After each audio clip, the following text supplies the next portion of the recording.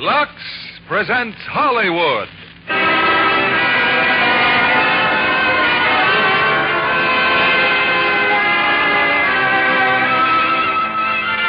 Lever Brothers Company, the makers of Lux Flakes, bring you the Lux Radio Theater, starring Gene Crane, William Holden, and Edmund Gwenn in Apartment for Peggy.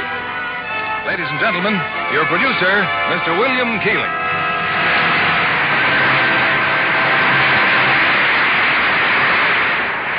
Greetings from Hollywood, ladies and gentlemen. I hope you will stay tuned to this station after the Lux Radio Theater to hear President Truman open the Red Cross campaign. But before that, we have a drama right off the front page. It's Apartment for Peggy, a delightful romantic comedy of the war veterans who've gone back to school and of their wives blithely rearing babies in trailers with complete confidence in tomorrow's America. Faith Baldwin wrote the story. 20th Century Fox produced the picture. And our stars are the same trio who made the film one of the best-liked comedies of recent months. Gene Crane, William Holden, and Edmund Gwenn.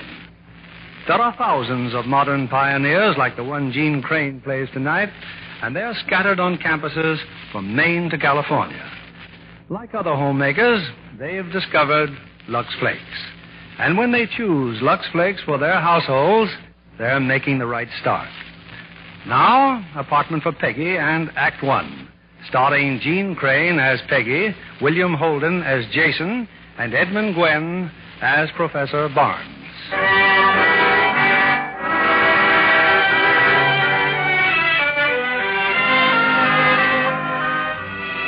It's about 10 o'clock at night, and in a small Midwestern college town, Professor Edward Bell, Dean of the Law School, has a visitor, his old friend, Professor Barnes.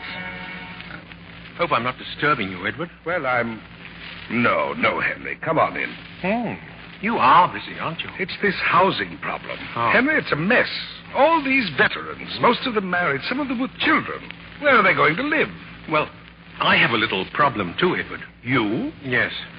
It's just that I'm planning to commit suicide, and I'd like some legal advice about... Suicide? Henry, is this your idea of a joke? A joke? Committing suicide is a very serious matter. Are you insane? Coming here and telling me you're going to kill yourself? Not so loud, Edward. It's nothing to get excited about. Henry, to commit suicide is wrong. Morally, ethically, philosophically wrong. I'm an exception, Edward. Now, firstly, I'm of no earthly use to society whatsoever. Oh, that's absurd. Society needs men like you desperately. Well, then society has a most unusual way of demonstrating it. Now, 8 years ago, this university retired me.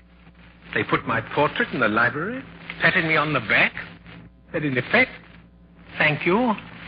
You are no longer needed." But, Henry, even if you are retired, you've things to say, books to write. Yes, that's true. And I've been writing such a book. If all goes well, I'll have it completed in 3 weeks, at which time I'll do away with myself. You might call it a sort of deadline. Honestly, Henry, I'm so choked. No, Edward, be sensible. Why should I continue to consume good food and occupy precious space which would feed and house somebody still capable of contributing to this dubious thing we call civilization? But you just can't. Edward, you're shouting again. Now, you simply must calm down. What if my dearest friend says he's going to kill himself and you ask me to be calm? Well, you're too upset to discuss it. I'll just run along it. No. Not until you've promised me you'll do nothing about this horrible idea until I've spoken with you again. But I just told you, Edward, the date is at least 3 weeks off. You wouldn't deceive me, Henry. No, of course not, of course. Now, you try and get a good night's rest now. Now, that's right. There, go on. Oh, dear, I never dreamed he'd take it this way.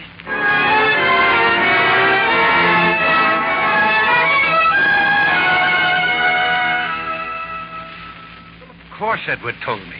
And since I happen to be your physician as well as your friend, Henry, I'm simply amazed at your attitude. You have so much to be thankful for. You're in excellent health. You're on an adequate pension. Now tell me, when did you first become aware of this mental depression, this bitterness? I'm not bitter. I'm not depressed. Life has been most kind to me. While Cecily was alive, we had a most wonderful marriage. I've had love, companionship, beauty, joy. But that's all past. Well, I'm not complaining, mark you. I'm only being logical. Oh, by the way, I haven't been sleeping too well lately. I'd like to have some sleeping pills. Now, you don't think I'd be that foolish, do you? Huh? Oh, now believe me, such a method never entered my head. It did mine. Oh, very well then. I'll get them elsewhere. No. Here. I'll give you 2, but no more. But if I had a full prescription, I wouldn't have to keep bothering you. No more. Very well, Philip. Where are you going? Now? Yeah. Oh, just for a little walk around the campus. Would you like to come along? I'd like to very much, but I have 4 appointments, and then I'm supposed to be at the hospital at In other words, society needs you, Philip. You're a lucky man.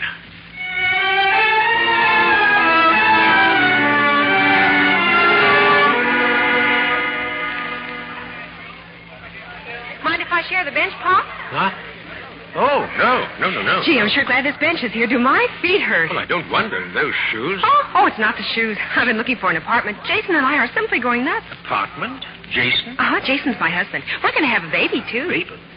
How old are you? 19. You know, you sure remind me of Pop. My dear young lady, I find great difficulty in following your conversation. Oh, everybody does. Jason says I play mental leapfrog. Who is Pop? Your father? Grandfather. Oh, that's always the case. I either look like somebody's baby or somebody's grandfather. Oh, but that's the nicest thing I could say about anybody. Pop was a wonderful guy. He died just before Jason and I got married. Oh. Well, your husband, is he a student here? You can say that again. Gee, he's a wonderful guy. Oh, I bet you think I'm wacky raving on about my husband. Oh, much more laudable than raving about someone else's husband. You are like Pop. You know, I like you. Oh, thank you. I'm afraid I'll have to be... And if you know of an apartment or a basement or a kennel, oh, honest, I'd love you till my dying day. Of course, it can't cost too much because I'm not working anymore. All we've got's Jason's GI allotment, and, you know, that isn't an awful lot. No, where are you living now? In one of the trailers. But we've got to get out because Virginia's had her baby. With a boy and weighed 8 pounds and 2 ounces. Forgive me, but I just don't understand why you should be homeless because some infant weighs over 8 pounds. Well, you see, when Virginia went home to have her baby, Clyde moved in with Jack Hoyt and let us have their trailer. But now Virginia's coming back, so we've got to get out by Saturday. Oh. For a moment, it sounded as if you could have remained if the baby had weighed only 7 pounds. Well, I can only suggest you consult the housing administrator. Him? Oh, I don't think the old creep even looks at the application. Young lady, I am not familiar with your usage of the word creep. Professor Bell is a most conscientious man and a friend of mine. A friend of yours? Yes. You mean you've got suction over there? Suction? Pull, drag, you know. If you're suggesting that I use my influence, the answer is no. Oh. However, I'll call Professor Bell and acquaint him with your predicament. Oh, thanks. Gee, I haven't even introduced myself. I'm Peggy Taylor. How do you do? I'm Dr. Barnes. A doctor? Oh, well, then you can tell me. Some mornings I wake up and I feel like I swallowed a bucket of worms, and yet other times... No.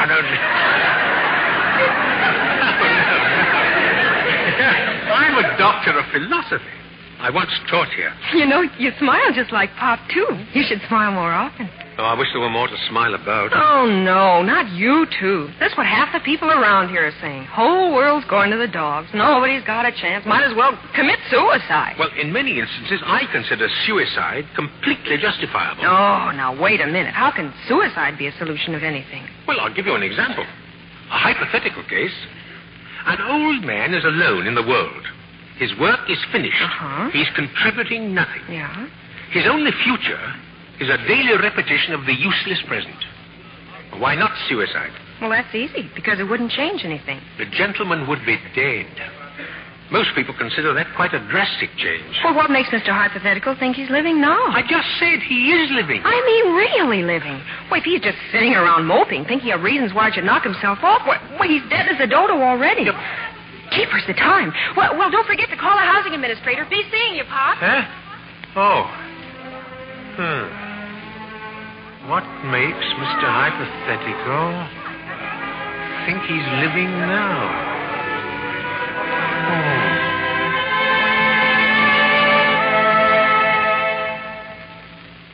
And I wouldn't be seeing you now, Mrs. Taylor. Professor Barnes hadn't asked me to. He recommended me, huh? See, I told you he was a friend of mine. Even if he were your own father, I'd be just as helpless. There simply are not enough rooms to go around. Maybe you're not aware of this, Professor Bell, but a recent survey among the students showed that 27% of us expectant mothers on this campus have no real place to live. 27%. Good heavens. I don't want anything elegant, just a roof and 4 walls. Well, Grace Lovett told me that during the war you had 680 men here. Where did you put them? In garages, backs of stores, basements. But where they stayed could hardly be called living quarters. As a matter of fact, Well? a couple of Navy boys lived for a while with your friend Dr. Barnes. What? They stayed in his attic. Wasn't livable. Why, the old fraud. What do you mean to tell me he's got an empty attic and he didn't even tell me about it? What's his address? Now, not so fast. Dr. Barnes wants to be alone. Oh, my grandfather used to get like that once in a while, too. Well, sometimes I'd cheer him up half a dozen times a day. Oh, you're an angel, Professor. Thanks, Lois.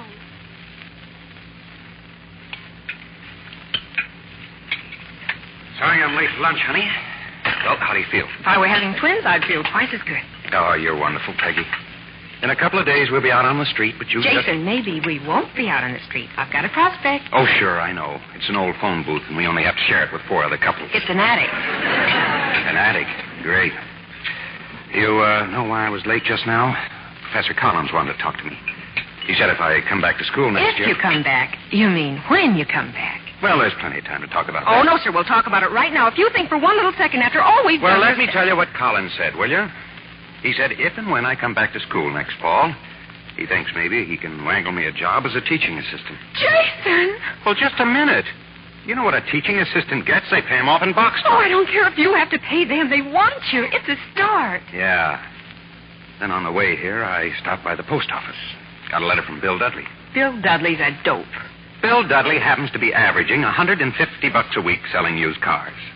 And he thinks he can get me a job at the same place. So what? Well, do you know in a recent survey, 64% of all the used car salesmen said they wish they'd gone into some other field. You made that up. You're always making up statistics. Why? You'd be surprised how many arguments I win with my statistics. I get in a spot and I just say 36% or 400 million. Nobody ever bothers to check up.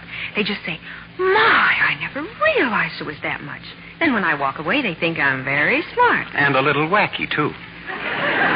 Come to think of it, you're completely wacky. But don't ever get sane, darling. Don't ever change. Jason, my husband wants his coffee. The heck with him. Let him wait.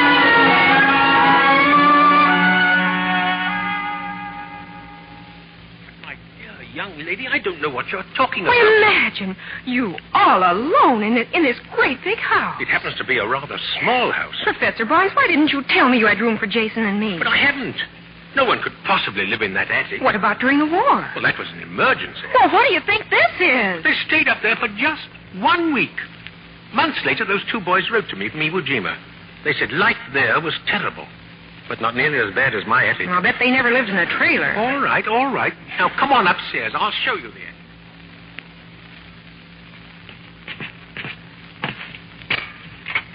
There. Now, see for yourself. There's the attic. Oh, it's wonderful. Well, it's nothing but the inside of a dirty roof. Too cold in winter, too hot in the summer. It's utterly impossible.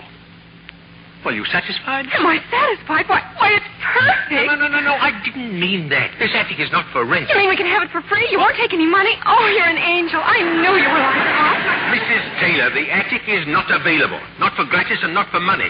I'm leaving here in 3 weeks. I'll be gone by the 1st of March. Oh, we'll be caretakers then. Oh, I promise to keep the house spotless, and when you get back, I'm everything... not coming back. I'm leaving permanently. Oh, well, we'll just have to make it sort of a temporary arrangement then. Tell me, do you like organdy curtains or dotted splits? Now, Jason always says that he... Genesis, Exodus, Leviticus... What'd you say, Doctor? Deuteronomy, I didn't say anything. I was swearing. Yeah, Jason always swears when he hangs the curtains, too. Now, let's see. The first thing I'll have to do is...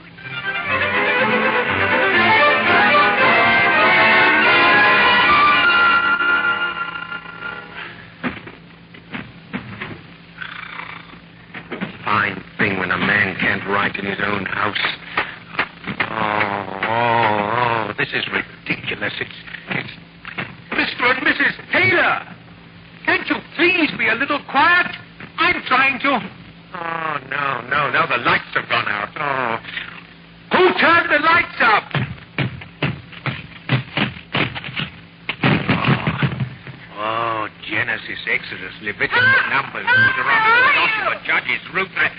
I'm down here. On the first floor. That's exactly where I am, on the floor. Gee, I'm awful sorry, Pop. I think we blew the lights out. We blew the lights out. I told you it wouldn't work. No, I asked you. I had one of those three-way plugs. It took 2 extension cords, all right? But when I tried to put in the third one, something went... Now, wait a minute. What did you have on the other ends of those 3 cords? You had 3 more three-way plugs. You had a 9-way plug. That's what you had. Well, there are some candles on the mantel, if you don't mind striking a match. Oh, sure, Professor. There we are. I guess your lights blow out all the time, huh? The lights never blow out. So why do they call it a three-way plug if it won't take 3? Why don't they just put a sign on it and say, you can use these 2, but this one is for decoration or something? Look, it will take 3, but you had 9. Oh. Yeah, oh. Well, it's easily fixed. Where's the fuse box? Fuse box? Oh, well, I guess it's one of those thingamajigs on the kitchen porch. Oh, let me borrow one of these candles. Yeah. You know, it's really a good thing this happened. You should always know where the fuse box is and inspect it regularly. Oh. Why, do you know that 22% of all fires in homes are caused by worn-out fuses? You don't say. My, I guess it was a blessing in disguise then, eh? The basement lights are still working, but I can't find a fuse. Oh, he can't find a fuse. Well, I'll go down to the drugstore and get one. Drugstore? Young man, you don't buy aspirin from an electrician, do you? Well, any place that sells tires on credit is bound to carry a fuse or 2.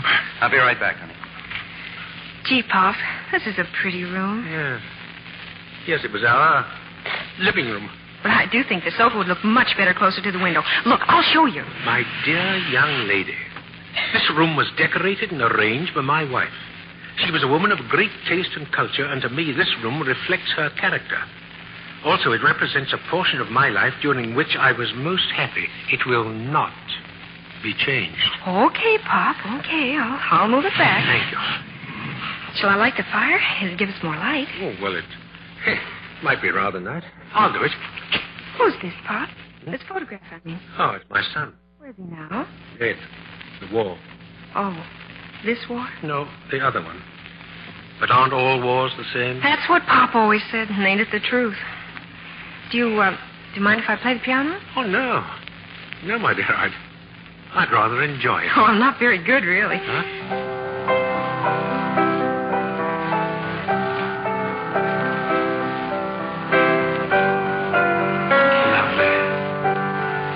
Lovely. What'd you say, Pop?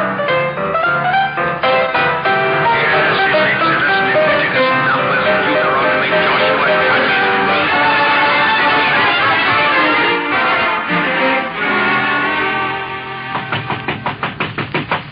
Hey, open up, I'm back. I'm coming. Wow, what's this? It's a dog. Come on in, boy. Come on. Peggy, look at him. Who does he remind you of? Nicodemus. Whoa! Well, look at him, Pop. I had a dog exactly like this once. He came to our door one night, so Pop called him Nicodemus, because like in the Bible, Nicodemus came to... Well, Jason, who does he belong to? Well, that's a wonderful part of it. Nobody. Druggist says he just hangs around the store. You mean we can have You him? may not have him, at least not while you're in this house. There are too many distractions here already. I'll teach him not to bark. Oh, I promise. Yeah, don't worry, Professor. She has a way with dogs. Good. Then let us show him the way out of here. Oh, Pop, please. At least for a couple of days until I can find a home for very him. well, very well. Then fix the lights so I can at least see what the beast looks like. Oh, sorry. Does he have to make all that racket? What's the matter with him? Oh, it's nothing. He probably just smells the cat. Cat? Do you mean to tell me you have a cat up there? Oh, sure, we have. We have one in the trailer. We have mice. There are no mice in this house. Oh, wouldn't be too sure about that, Pop. I think I saw one in here before. Young woman, if you saw a mouse, you brought him along, too. And if you have any statistics on mice, you can just... Oh, a telephone, Pop. Want me to answer? Well, if you just direct your attention to keeping that dog quiet, Hello. This is Philip, Henry. What are you mad at? Oh, Philip, I'm sorry. Did I interrupt your writing? I was just curious about what Edward told me. He says you've taken in a GI couple. I have not only taken in a GI couple, I have also taken in a GI dog, a GI cat, and very probably a GI mouse. And you can tell Edward if he's any friend of mine, he'll find me a room to live in.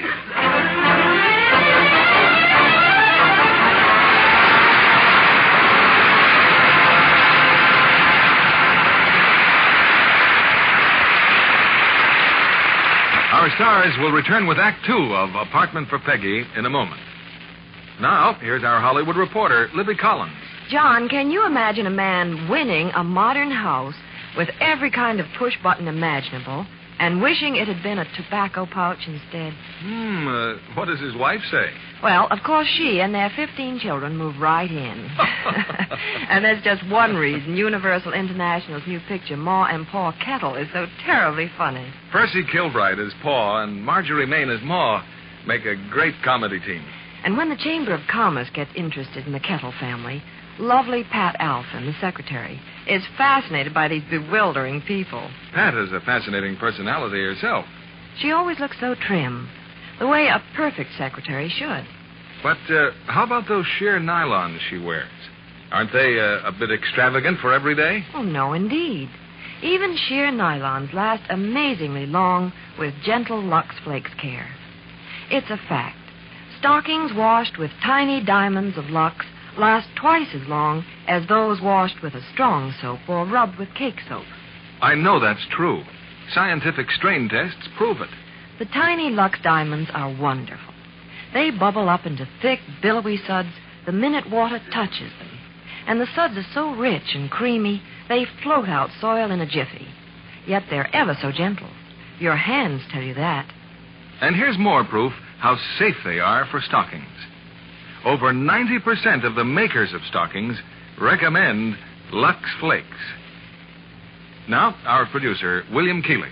Act Two of Apartment for Peggy, starring Jean Crane as Peggy, William Holden as Jason, and Edmund Gwen as Professor Barnes.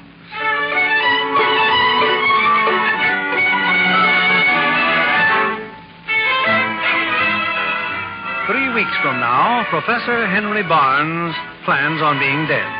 But meanwhile, he's finding life suddenly active again. Much against his better judgment, he's turned over his attic to Peggy Taylor and her husband, Jason. 2 days of chaos have hurtled by, and now the professor has ventured up the stairs to behold Peggy's handiwork. Oh, it's incredible. Simply incredible. Why, you've made a room out of it. It's charming. Everything but the kitchen sink, Professor. We have to go downstairs to do the dishes. That is, if you don't mind. Not at all, not at all. I simply can't figure out you young people now. You're ingenious, you're resourceful, yet none of you seems to have any purpose. What's your goal? Well, my goal is to become a teacher. Well, you don't have to say it as if you were learning to be a pickpocket. Yeah, but most people figure you're a teacher because you're not smart enough to be anything else.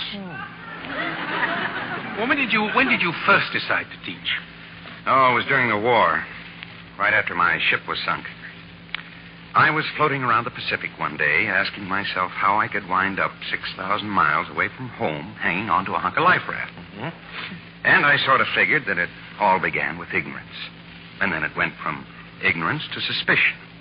And from suspicion to hate. And from hate to war. But it all starts with ignorance. Well, right then and there, I promised a flock of seagulls that if I ever got out of that spot, I was going to do what I could. Well, I think that's rather a lofty ambition. Yeah. But the other day, I was reading a magazine down the drugstore. You know what it said? No.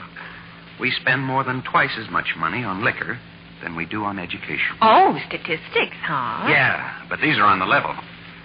You know, Professor, when we don't consider our kids as important as liquor, well, I begin to wonder. Yeah, but wondering is very important.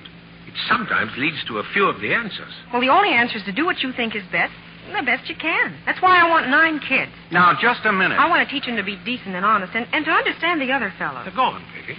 Well, I think too many of us just sit back and expect the kids to learn everything in school. But most of the time, that's too late. They're little heels already.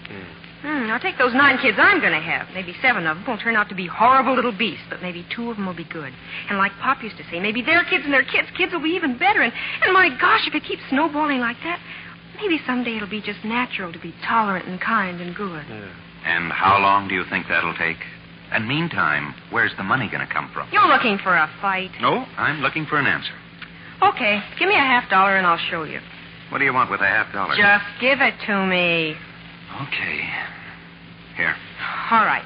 Now, I'm holding it right in front of your eye. Now, what do you see? I see my $50. Okay. Now I'll go back a few feet. All right, now what do you see? The same $50. But what else? Well, I see you and Professor Barnes and the chair over there. That's exactly what I mean. Never hold money so close that you can't see anything else. If you do, you're a cooked goose. Gee, Pop, honest, I just don't know how to start thanking you for everything. Oh, no. I want to thank you. I've learned quite a lot. Yeah, good night. Good night, Jason. Good night, Professor.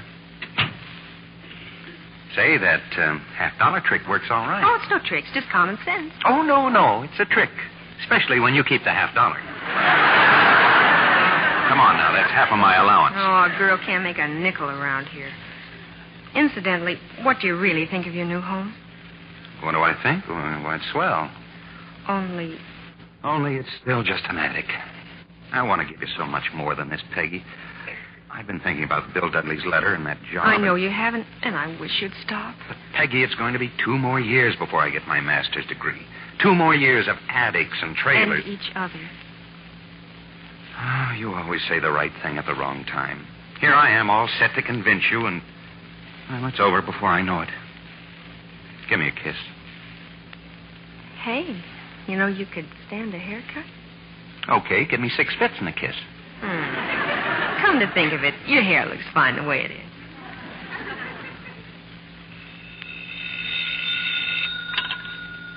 Hello? This is Philip, Henry. Oh. I got your message. Yes, the drugstore just delivered the sleeping pills, Philip. 2 miserable sleeping pills. And that's all you're going to get at one time. Have they been doing you any good? Yes. But the druggist must think you're crazy, Philip. 2 pills at a time. I don't care what the druggist thinks. I'm just not going to be a party to your insane idea of doing away with yourself. Well, may I have some more pills on Thursday? If you think you still need them. Oh, I shall, Philip, I shall. I'm trying to finish my book, and unless I get adequate sleep... All right, Henry, all right. 2 more pills on Thursday. Oh, thank you, Philip. Bye. Oh, poor Philip. I hate so to deceive you. I'm saving the pills, Philip. Only 2 at a time, but I'll have enough one of these days. Quite enough.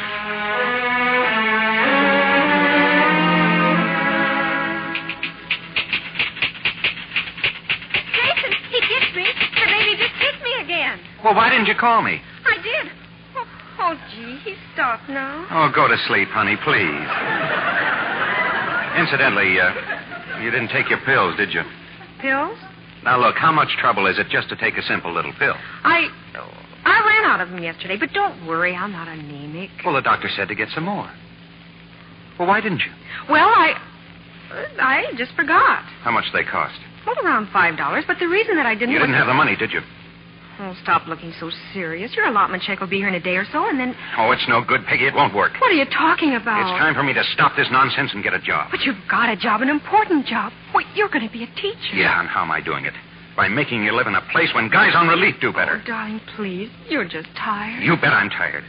Tired of feeling guilty. Tired of watching you make a dollar bill do the work of 10. It's not just the pills. Last month we had to wait for my check before we could get your teeth fixed. And the month before that, we had to leave your shoes at the shoemaker's for a week because we didn't have the money to pay for them. I haven't complained, have I? Oh, no, you haven't. You're wonderful, darling, and you deserve so much better than this. And I want to give you everything But that... I've got everything. Everything I want. Oh, but don't you see what I'm talking about, Peggy? It's tough enough getting along with just the 2 of us, but when the baby comes, well, it just won't work. Look, when we came back here to school last fall, I wanted to talk things over with you, but you were so happy that I just... Well, why don't you say it, Jason? You don't want the baby. Is that it? Oh, Peggy, I didn't say that I... You didn't have to say it. Oh, Peggy, darling, please. I didn't mean it that way. Honest, I didn't. Go away. Just let me alone. Let me alone.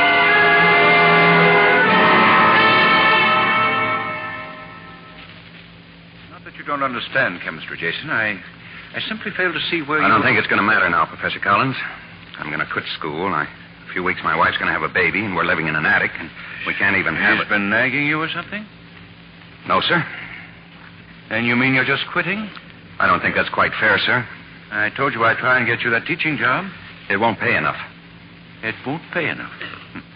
Well, maybe it's just as well you do quit. Feeling the way you do, you wouldn't make a very good teacher. Excuse me, Professor. You have a Jason Taylor in your class? I'm Taylor. You want it right away, Taylor. At the hospital.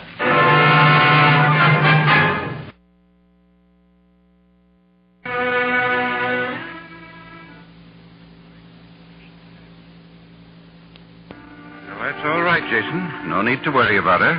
But, well, the baby came prematurely. The baby's dead. Dead? Philip, can he see Peggy now? In a little while, Henry. Maybe in about an hour. Oh. Well, let's take a walk, Jason. Sure, anything. Professor. Yes? Why? Why?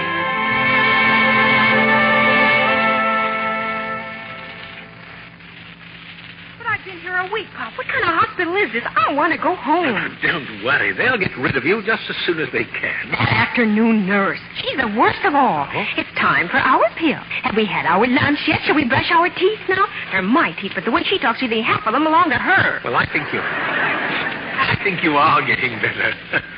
You know, you're an amazing girl, Peggy. I'm proud of you. Oh, no, Pop. I'm not really the courageous little woman you think I am. I tried that the first couple of days. It didn't work. Uh-huh. Locked everything up inside of me like a safety deposit box, and I felt awful. Then Dr. Conway came in, and we were talking about the baby, and he gave me a pinch, a real hard one, made me cry. I bawled for 2 hours, almost floated out of here, but I felt good afterward. I can think and talk about it now without getting all bitchy inside. Peggy, I don't know if it'll be of any consolation or not, but I want you to know that although you've lost a child, a life wasn't lost. It was merely exchanged. Exchange? Yes. Yeah, that day we first met on that bench on the campus, remember? We were talking about a Mr. Hypothetical wanting to commit suicide. Uh-huh. Well, I want you to know, Peggy, that I was Mr. Hypothetical. Oh, Pop, no. No. Oh, no. Now, Peggy. Here, where's that box of tissues? I don't need any. Well, maybe you don't, but I do. I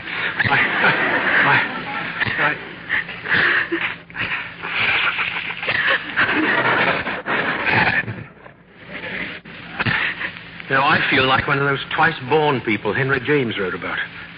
Through you and Jason, well, I've learned that despite all of my fancy degrees, I was never an educator, only an instructor. Oh, now, wait a second. No, you wait a second. It's the same as that $50. I held up the book too closely. An educator isn't one who gives lectures and examinations, but someone who lights up dark places, and that can happen anywhere, and never too soon or too late. My hopes are your hopes now, Peggy. And with you and Jason to help me, Here I go again. Now. Here. I've got a surprise for you. I'm going to move into the library, and you and Jason will have my room.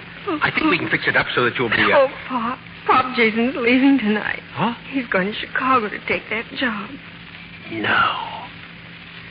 Oh, he still feels it's all his fault, is that it?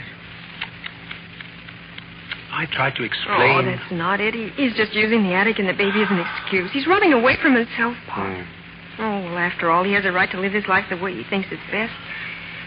His way may be right. I just don't know. Good afternoon. That's the nurse, Pop. That's the one. I'm sorry I'll have to ask you to leave, sir. We've got to take our bath now. This'll be fun. Oh, nurse, do you think we can both get into that basin?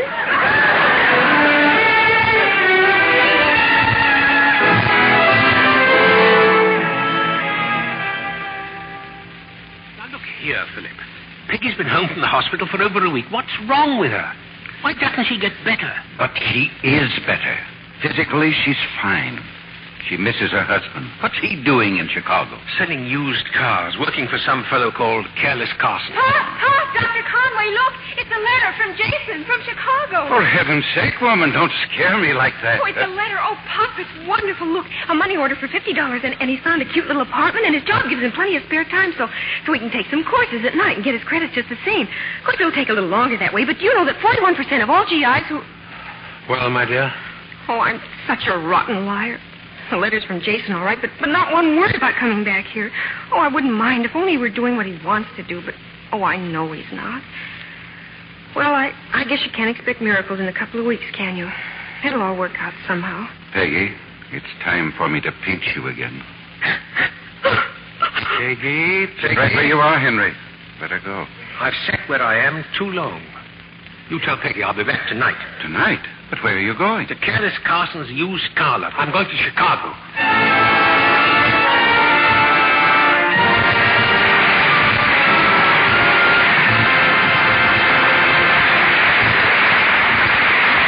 We pause now for station identification. This is CBS, the Columbia Broadcasting System.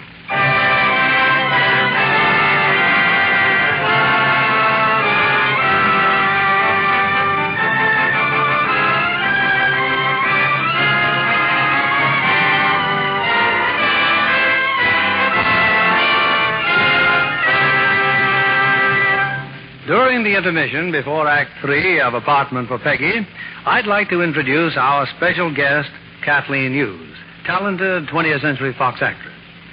Kathleen, I understand your training includes a study of wardrobe problems. Do you think that you could visualize a character from just seeing clothes for the part? I certainly do, Mr. Keeley. Clothes can express character just as much as a gesture or a hairdo. A perfect example is the difference in the negligees worn by the three girls in Letter to Three Wives. Let's see.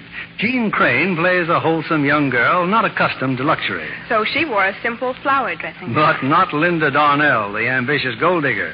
Hers is distinctly glamorous, I remember. What about Anne Southern, the career girl? A simple tailored robe was a perfect selection for her. But the wardrobe mistress told me that all three of the negligees worn in Letter to Three Wives had one thing in common that will interest Mr. Kennedy. All of them were Luxable? That's right, Mr. Kennedy. Well, smart girls everywhere use Lux Flakes for pretty slips and nighties, so they're right in character, too. The negligees looked lovely all through the picture. Naturally. Gentle Lux Flakes care keeps Undies color fresh and new-looking 3 times as long. Tests prove it, you know. That's why it's foolish to risk wrong washing methods that may fade colors or weaken fabrics. Lux Flakes seem especially easy to use these days. Aren't those tiny diamonds of Lux wonderful? The minute you turn on the water, the suds billow up in a flash. Thick, rich suds that last and last. Soil floats right out. In fact, these tiny diamonds of Lux remove soil which other types of suds can't. Leave things cleaner, fresher. They're so gentle, colors stay lovely far longer. No wonder makers of nice things recommend Lux Flakes 33 to 1. Thank you for coming tonight, Kathleen Hughes. It was nice being here. Here's our producer, William Keeley. The curtain rises on the third act of Apartment for Peggy, starring Jean Crane as Peggy, William Holden as Jason, and Edmund Gwenn as Professor Barnes.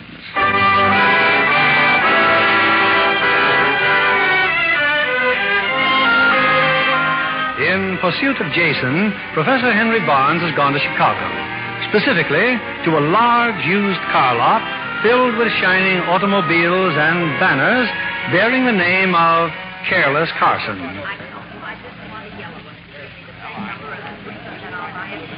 Hello, Jason. Oh, Professor Barnes.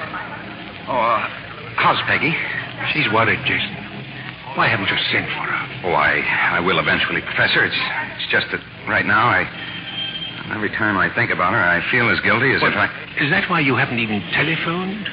I keep seeing that attic and those stairs she had to climb a dozen times a day, and well, maybe if I'd been able to offer her a decent place to live in, it wouldn't have happened. No. Be honest, Jason.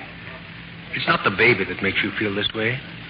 You know, you and Peggy had some wonderful ideas. Sound ideas on how to live and what to live for. And they imposed a responsibility on you.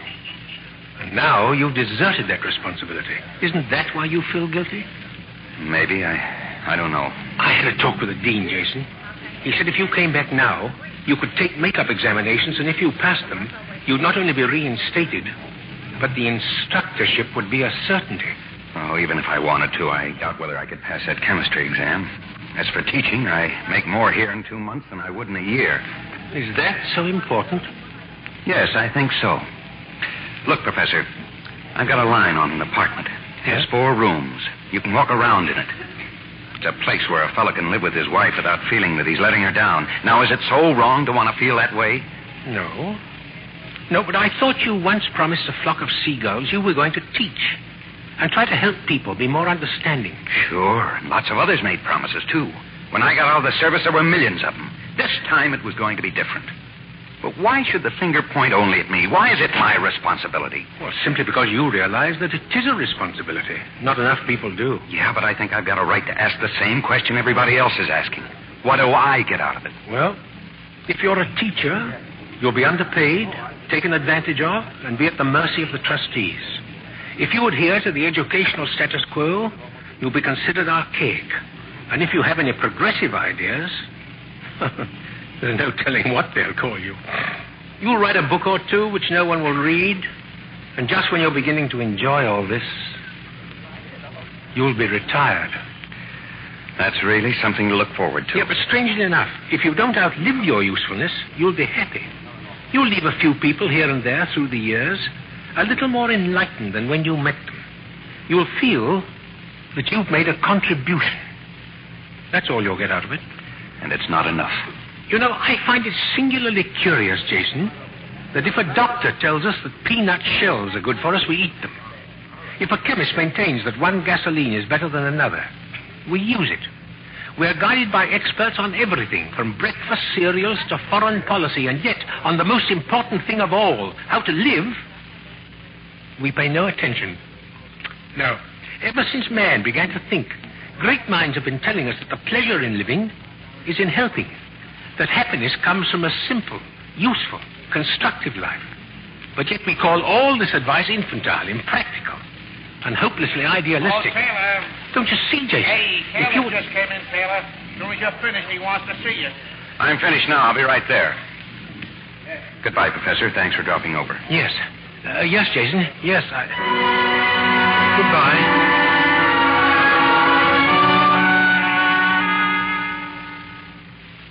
And then I remembered your mentioning the University of Chicago, Peggy. So I suggested it to Jason. He thought it was a wonderful idea. He went straight over there and... You're not a very good liar yourself, Pop. No. No. Yes, I'm not. Oh, don't worry. It isn't as if I hadn't expected it. I wrote my sister, Pop. I'm going to go stay with her for a while. No, Peggy, you can't. You can't do that. This is your home now as well as mine. You must stay. I'm sorry, Pop, but there are just too many memories around here. Gee, the way I feel, I get on your nerves, something fierce. Nope, I better get quick or I'll go batty. I'm practically all packed. I thought I'd catch that 7 o'clock train in the morning. Oh, very well, dear. If you think that's best. Oh, I'm sorry, Pop. Well, there's just nothing else to do. Professor Paven.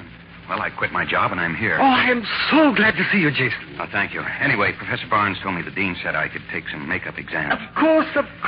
We have talked to all your professors, Jason.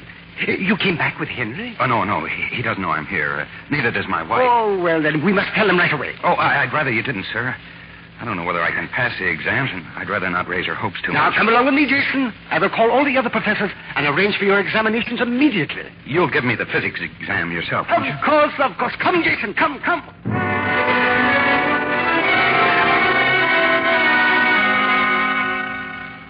doing the best I can, Professor Paven. It's just the way you keep looking over my shoulder. Oh, you will forgive me for distracting you, Jason. That's too bad.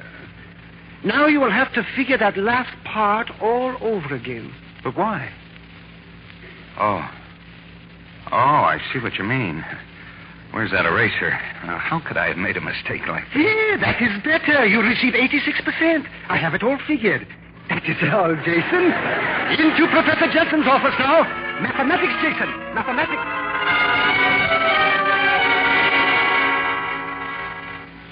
Well, Professor Jensen, do I pass mathematics? I'm not through correcting your paper.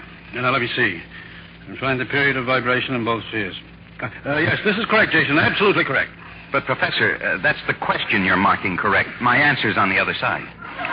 Young man, I have been correcting examination papers for 22 years. Kindly allow me to mark it my own way. Jason, shh. I think you are going to pass.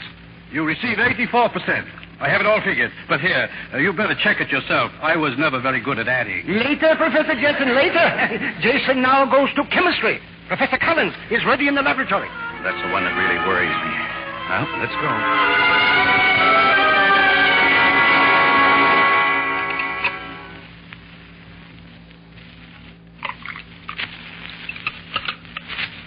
Well, don't take all day with it, Taylor.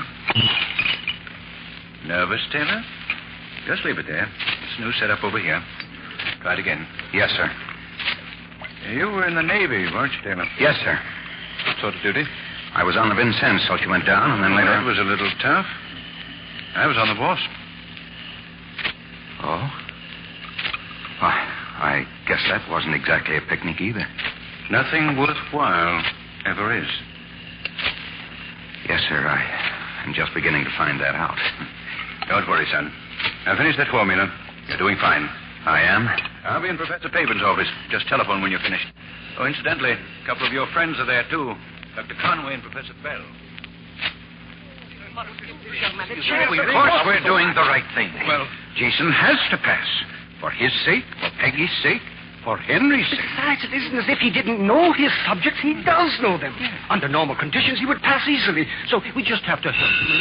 That's probably Taylor now. Oh, yes. Hello? Professor Pavin, is Dr. Conway there? Dr. Conway? Yes, he's here. It's for you, Doctor. Hello? This is Peggy, Doctor. Peggy? Oh, something terrible has happened. It's Pop, Doctor. Professor Barnes. He's swallowed a bottle of sleeping pills. Sleeping pills? Henry? I don't know how many there were, but he's... I'll be right over, Peggy. How many did he take? Oh, this is awful. He took 16. Good heavens. How do you know? I gave them to him. You? But why, Philip? Why? If I hadn't, he would have gotten them someplace else. You gave him sleeping pills, knowing Henry's talked of suicide. But don't just stand there. He may be dead. No, Edward, I doubt it. I gave him those pills, yes, but only 2 at a time. Didn't it occur to you that he might save them up? Yes, I was positive he was doing just that. But you kept on prescribing them. Oh, you fool, you blithering fool. Edward, they were not sleeping pills. But what kind of pills were they, then? Harmless, Edward. A little annoying, maybe, but harmless.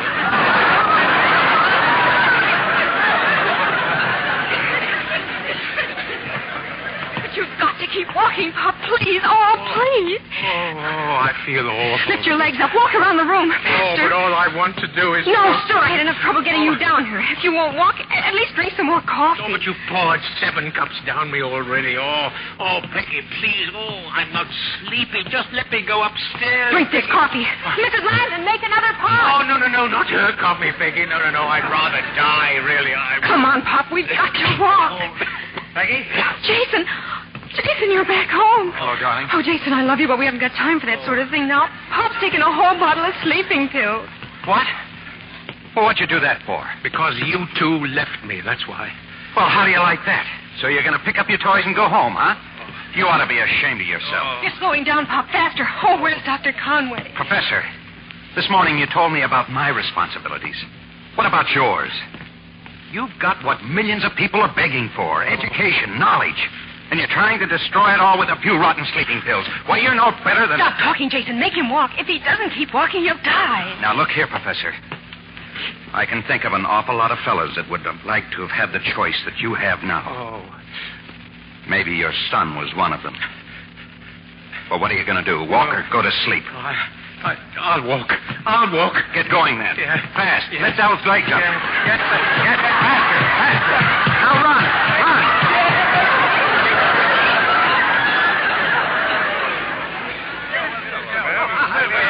Well, Jason, where's the patient? Oh, he's better, thank goodness. Peggy took him upstairs. Hey, what is this? Well, we just brought our musical instruments along, Jason. You see, we have a string quartet, and Professor Barnes is our viola player. And we have not practiced for a long time. Well, let's get set up, gentlemen. Oh, wait a minute. I don't get it. Doesn't he have to go to the hospital? Oh, those sleeping pills were nothing more than... Well... Uh-oh. That's a fine trick to play on that nice old guy. Incidentally, Jason, you will start regular classes tomorrow morning. You have passed chemistry, too. I did. Oh, gosh, wait till I tell Peggy. Jason, do you know what? Oh, good evening. Hello, Jason, Peggy. I'm going to have a baby. You're what? I mean, I've been thinking it all over, and I think we should have one. And then 8 more, God willing. And do you know something? 27% of all women who... Yeah. We know all about it. What's the matter with everybody? Can't you wait for your viola player? Yes, that's for you, Dr. Philip Conway. I'm filing charges against you in the morning for malpractice of medicine. Better make it the next day, Henry. You'll be more comfortable by then. Oh, Genesis, Exodus, Leviticus, Numbers, Deuteronomy... Start again, gentlemen. From the beginning.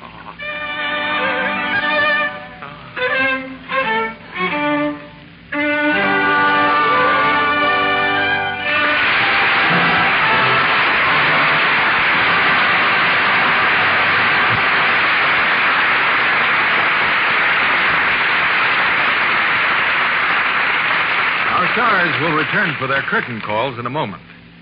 Libby, our audience really knows a bargain.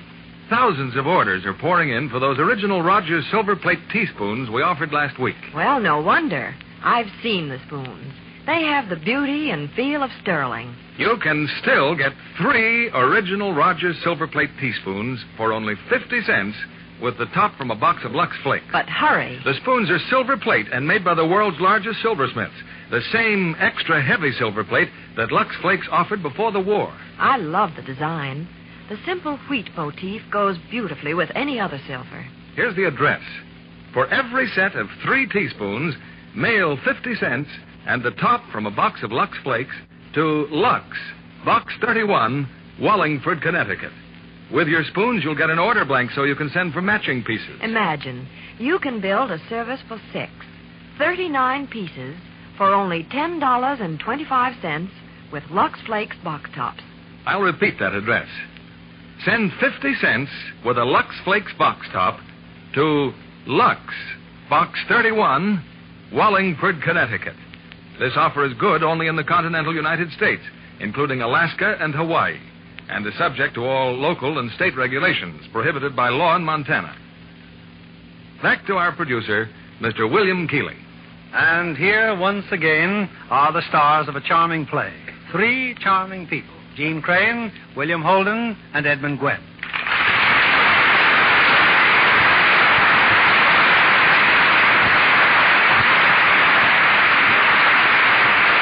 Jean, it's quite a coincidence that since playing a young mother so beautifully in Apartment for Peggy, you've given a similar performance in real life. Yes, Mr. Keeley. I have a brand new son, just 6 weeks old. I hope you don't take all your roles so seriously, Jean. Well, not quite. Mr. Gwen, we're all very happy that you got out of the hospital in time to join us tonight. So am I. Even though I achieved no such interesting results as you did, my dear. Tell me, what did you name the young man? We call him Michael Anthony, which his big brother has revised to Mike. You have quite a whole household now, Jean. Yes, indeed. And with 2 small children, Bill, I must say that I find Lux Flakes indispensable. The same thing goes at our house, Bill. What's your play for next week? It's one of the big hits of the year on the screen.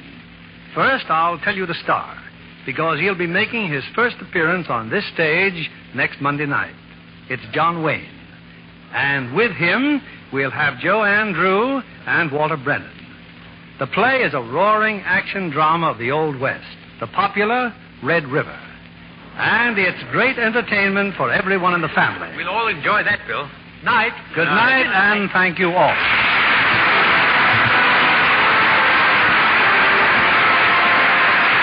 Lever Brothers Company, the makers of Lux Flakes, join me in inviting you to be with us again next Monday evening when the Lux Radio Theater presents John Wayne, Joanne Drew, and Walter Brennan in Red River.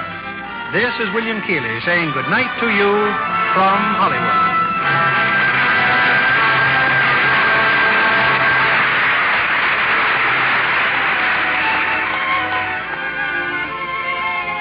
Jean Crane appeared through the courtesy of 20th Century Fox, producers of Down to the Sea in Ships, starring Richard Widmark and Lionel Barrymore.